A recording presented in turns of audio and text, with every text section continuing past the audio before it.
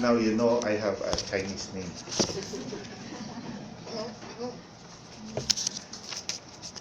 Yati Tibe Gua Mengite. Di 最重要的心爱是什么? What is your most treasured possession? Din u siyami tapan. Tapan si dan simya, our life. Ho dan simya si Yahowa Syongte tekpiat lebut todan. Yahowa Syongte si simya ti Guan. He is the source of life. Isi dan uitwa chongchocha. He's our grand creator. And Yahowa Syongte in dienglat chongcho utu the universe. Tailay dan teku, our planet Earth. Here on Earth, He created one of His masterpieces. And we're going to read how He created His masterpiece on Earth. It's in Genesis chapter 2, verse 7.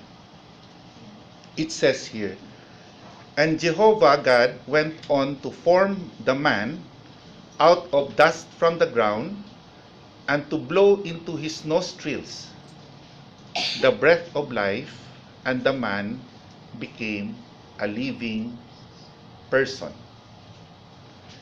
In our old Bible, the living person was translated as soul. In Chinese, wakbut. Now, what does soul means? Wakbut means hokip, breather. So we need to breathe in order to live. Dan nabohokip lang kyu isi. If we don't breathe, we die. You know why we need to breathe? It's because our body needs oxygen. All cells of our body needs oxygen in order to survive. Now the question is, how does oxygen reach every part of our body? How? Well, by means of our heart. Our heart pumps 2,000 gallons of blood a day. So that's how hardworking our heart is. And when we inhale oxygen, it's stored in the lungs. Okay? And when our heart beats, pumps blood, the blood molecule and the oxygen meets, and it will be carried all over the body. And that's how we survive. And that's how we continue living. And because of this, we can say that Hui Tai Piao Simya. So the blood represents life. And we can also say that Wa but simya to si hui life. The life of the soul is in the blood. Now, because of that, we have a question. No? Yahowa tui hui o sami kwahwat. What is God's view of blood? Because to Jehovah, life is sacred. So Yahowa chong hui kwa chui xingxian. So He also views blood as sacred. Now the question is, how do the Chinese view blood? How do the Chinese view blood? Well, I have here the Chinese character of Hui. This one. Hui. Okay. Now, this Hui, there, if you notice, there's this one. Actually, it's drop of blood. And this one is a container. Now, to show you a more descriptive Chinese character, let's go back to the ancient Chinese script. This is how it looks. This is a chalice, the sacred cup, okay? And this is the blood. So meaning, in Chinese, the ancient Chinese believe that Hui Si Xingxian, sacred. So same as the Bible. But now, Chinese eat pork tofu. Hui tofu. No? In Taiwan, you have that, no? That pork blood, you cook it. Here in the Philippines, we call it Betamax. Because the shape is like Betamax. So, the Chinese view blood as sacred. Same as how Jehovah views blood. So, as Christians, Sito, how do we view blood? Dan be dan yo zu yi hui be cha yu. How do we view blood? Well, let's go back to the first record on how blood was used in the Bible. Remember Abel? Abel, how do you say Abel in Chinese? Abel. Abel is okay. Okay. Abel, pa si tongbut. He killed an animal. He killed a sheep. Mi yu. So the question is, I u chong chuebo.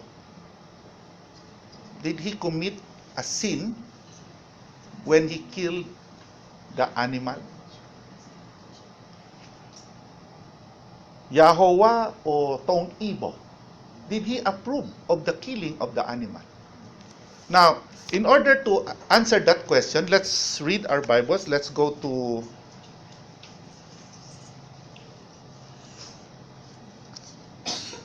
Hebrews chapter 11 verse 4. Hebrews chapter 11 verse 4. It says here, by faith Abel offered God a sacrifice. So, this was what? Huan Hu, Yahweh. No? He offered a sacrifice of greater worth. You see that? It was called what? Greater worth. It's of value. No? Worth more than that of Cain. And through that faith, he received the witness that he was what? He was righteous because of the killing of that animal to offer to Jehovah. For God approved his gifts, and although he died, he still speaks through his faith. Now, let's go back to the sheep. Are you familiar with the Chinese character of lamb, the baby sheep? Each sheep under the fire. See? So, Jehovah, the Chinese believe in that story, that Abel offered sheep to Jehovah. That's why the Chinese character for lamb is sheep over the fire. Because that was what Abel did. So, Jehovah approves of killing of the sheep. Now, in the Bible, Jehovah also gave directions to the Israelites. No? Kisi is direction, instruction. Kisi. Okay. And there are three things that we can learn on how Jehovah wants us to use blood. The first instance was the Passover. Do you remember what happened in the Passover? There was a kisi, o tige kisi, no? There was an instruction that each family will slaughter a sheep and paint the blood of the sheep on the doorpost. And what happened when the night came? There was that angel of death from Jehovah, and that angel of death killed all the eldest children of Egypt, except for those houses whose doorposts were painted with blood. So what can we learn from that story? Well, Hokchong Yahowa e Kisisi Kyuin. It means salvation. Now, what's the second example on how Jehovah wants us to use blood? Let's read our Bible at Leviticus chapter 1, verse 5. What was the instruction? It says here, "Then the young bull must be slaughtered before Jehovah, and the sons of Aaron, the priest, will present the blood and sprinkle the blood on all sides of the altar, which is at the entrance of the tent of meeting." So there was a specific instruction. Kill the animal and sprinkle the blood around the altar. Now, why do they need to do that? Why do they need to sprinkle the blood? Let's go to Hebrews chapter 9, verse 22. Hebrews chapter 9, verse 22. It says here, "Yes, according to the law, nearly all things are cleansed with blood. Unless blood is poured out, no forgiveness takes place." So, obedience, Hokchong Yahowa e Kisi si Kwansu. It means forgiveness. Now, what's the third one? The third one has something to do with eating the animal. So, we don't just use animal for Huanhu, Yahowa, no? We also use animal to eat. Now, what does the Bible say about eating of animals? There was an instruction on how to slaughter an animal. It's found at Leviticus chapter 17, verse 13. Dibiki chapchichu chapsatsat. It says here, "Isik diak lang asi dinhuay kya ti guachok lang bokwan pa la etangcha ikimshu animal, no? Asi chow birds tobe chong hui pangchulay, meaning you pour out the blood. Okay? Dianhyo eng to kamle, and cover the blood with soil. Now, sige kiang chat usami isi. What does this mean? Well, it's as if nanchudan kang Yahowa kong, no? Yahowa gua chong hui huan hodi. I'm returning the blood to you. Okay? Situi tongbut esimya pa si. That of the life of the animal that I just killed, si in uy gua su yao gun kating utang tia. So meaning, we are returning the life of the animal to Jehovah by what? Draining the blood and cover it with soil. So, obedience, no? So, Hokchong Yahowa ekisi si Juanho Yahowa tongbut e sinya. So we're returning the life to Jehovah. Aside from that, aside from the instructions given to Israel, there was also this record in the Bible of the greatest use of blood. Now what is that? No? Let's go to Ephesians chapter 1 verse 7. What is the greatest use of blood? And this is only being done by only one person.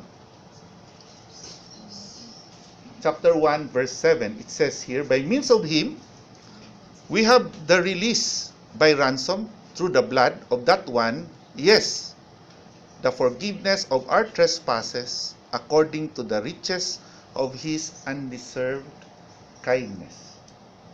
Because of Jesus' ransom sacrifice, because he offered his blood to mankind, we are all what? Saved.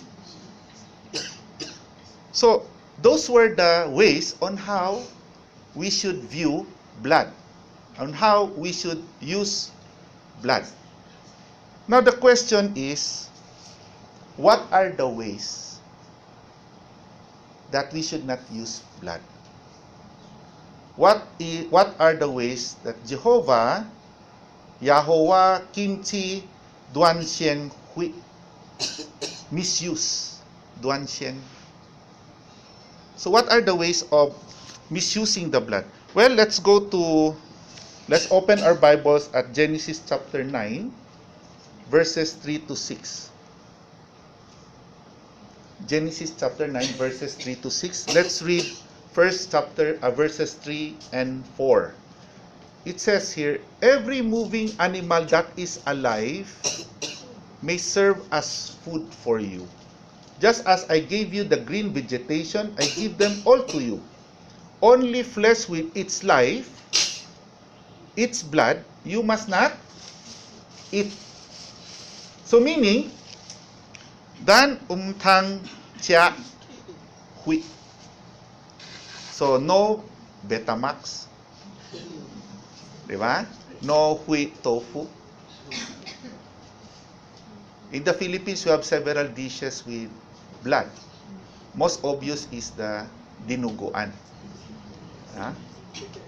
And of course, we don't also eat balut because there is blood inside the chick or the duckling inside the egg. So, umtang tia hui. Now, what is the next one? Misuse of blood. Okay? Verses 5 and 6. It says here, besides that, I will demand an accounting for your lifeblood. I will demand an accounting from every living creature. And from each man, I will demand an accounting for the life of his brother. Anyone shedding man's blood, by man will his own blood be shed.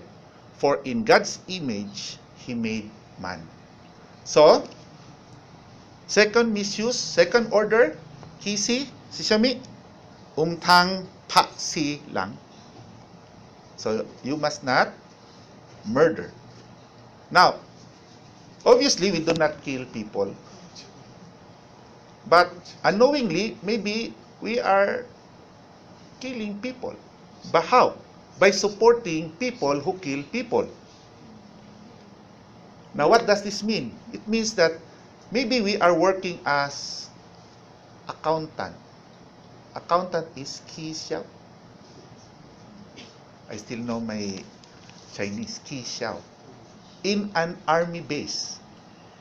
So if you work in an army camp, although we are only accountants, we just do office work, but since we are supporting the operation of the army, then we are also guilty of blood guilt, no?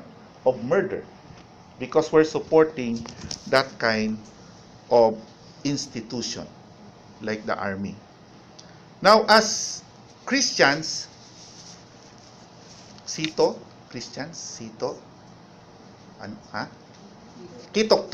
Kitokto. Sito pala apostles, no? So we're not apostles, we're only Kitokto. As Kitokto, we have a tekpiet ekisi. Special directive. If we don't do this, then itsoy. We commit a sin. And what is that? Let's go to Acts chapter 20, verse 26. Acts chapter 20, verse 26. It says here, "So I call you to witness this very day that I am clean from the blood of all men." So meaning,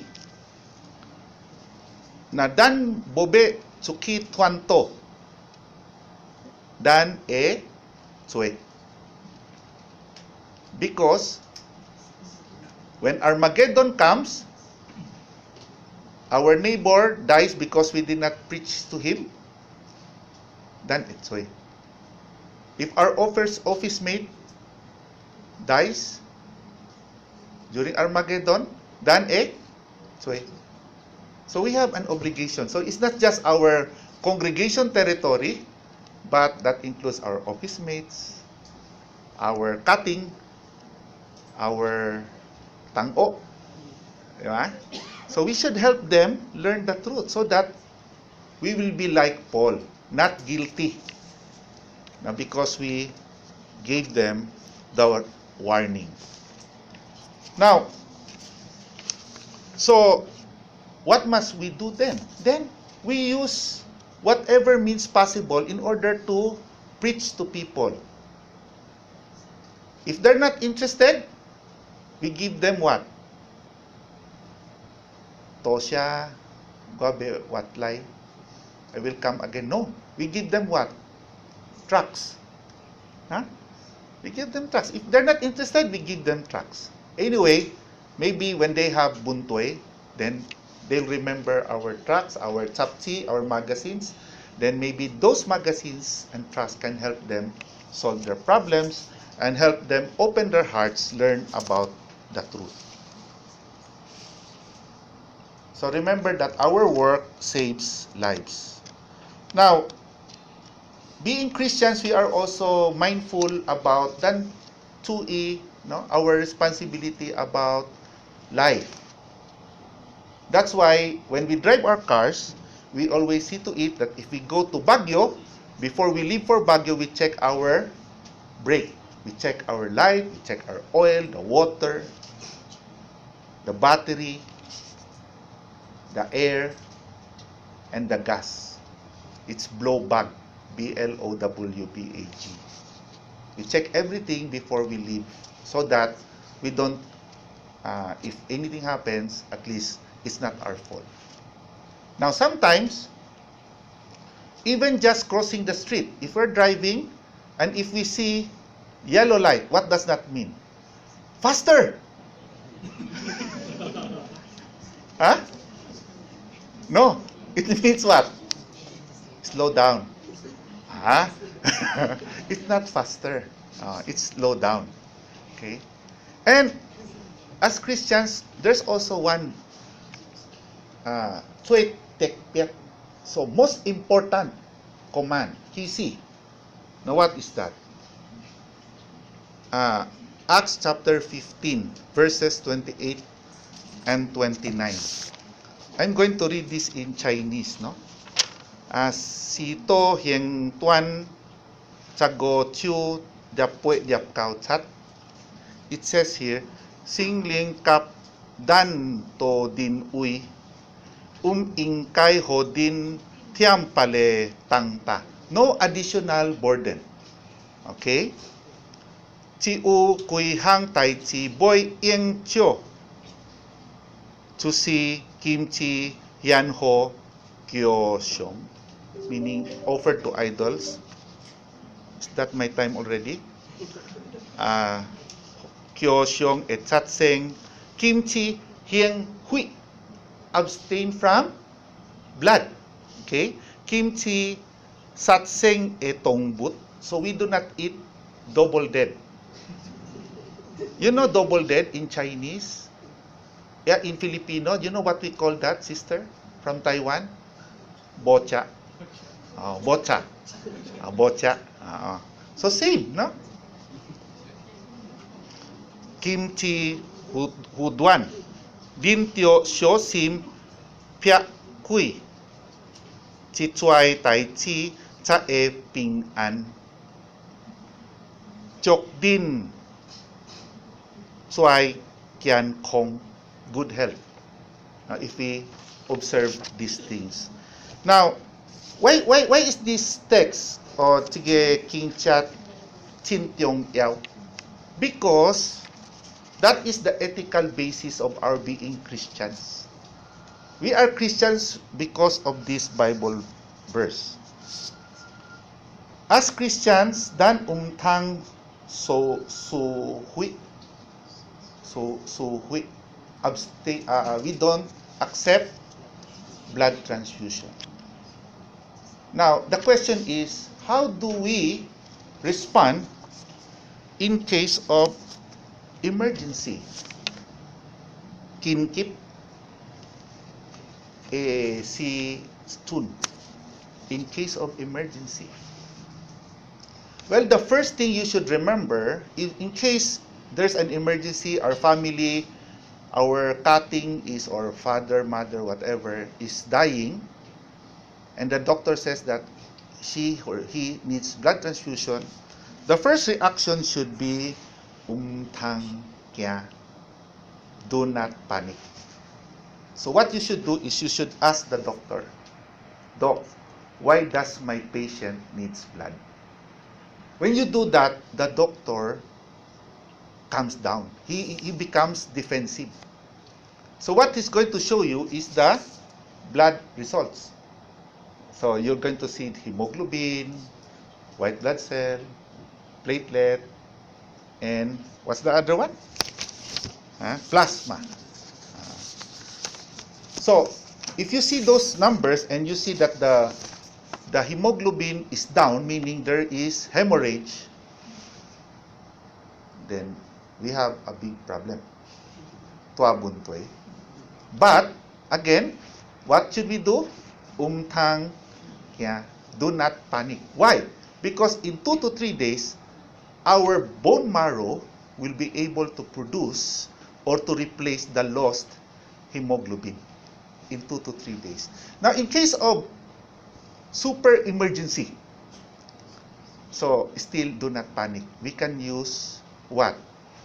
EPO, erythropoietin, and add injectable iron. So in your IV, you have the EPO, they inject, the doctor will inject injectable iron. And the hemoglobin shoots up immediately. Hours only. Okay? So do not panic. Now, for example, the problem is platelet. In Taiwan, I think you also have that problem. Dengue. You have? No. Ano yung, hosin ba yun? Ano yung, banga ba yun? Mosquito. So, here in the Philippines, we have lots of mosquitoes. So, then that's a problem here. And because of that one, then it's a problem. No? The platelet count will go down and you start to have hemorrhage.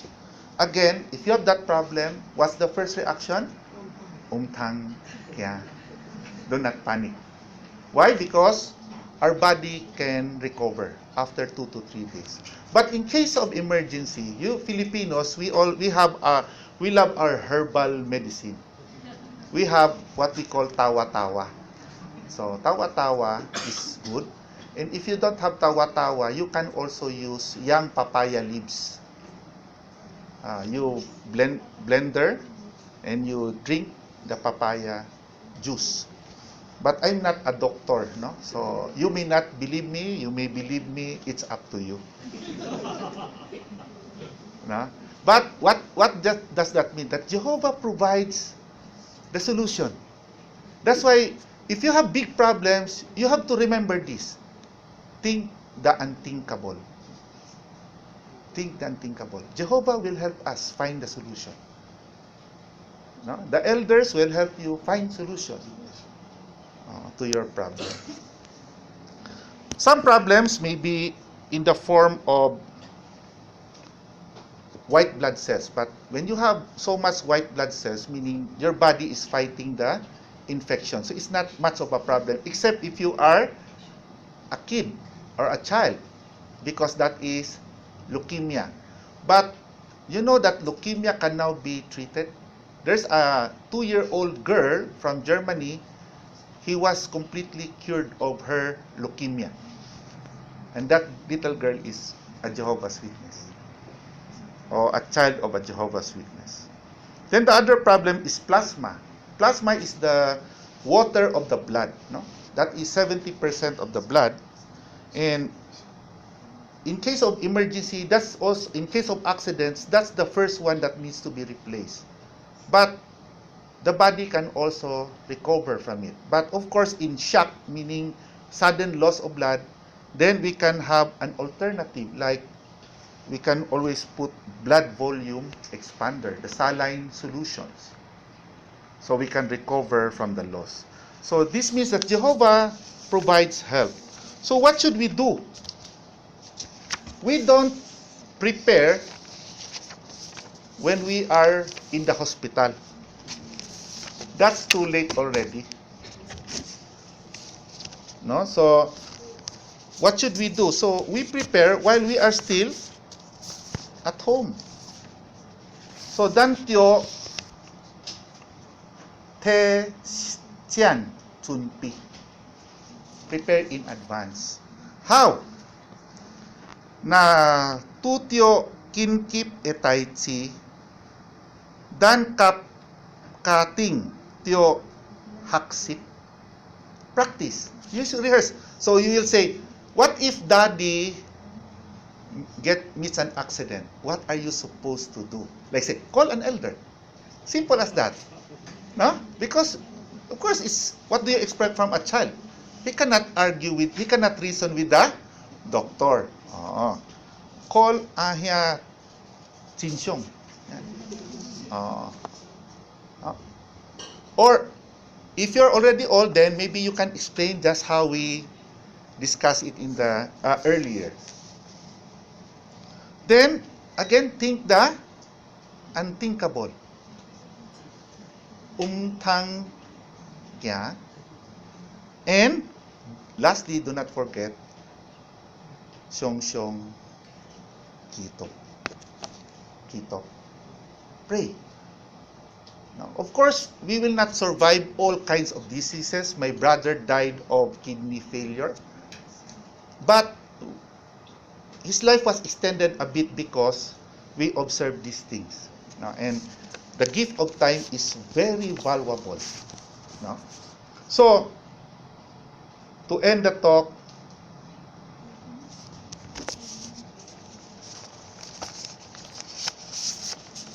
nadan chapsyu Yahowa kwantiam, his viewpoint, Tiong simya kap hui kwa tsui xingxian as sacred, kap pangbang palang as si tsui ani. Dan ityong Yahowa esim huahi. We make Jehovah's heart rejoice. Tsui tiong yao dan tit yang seng.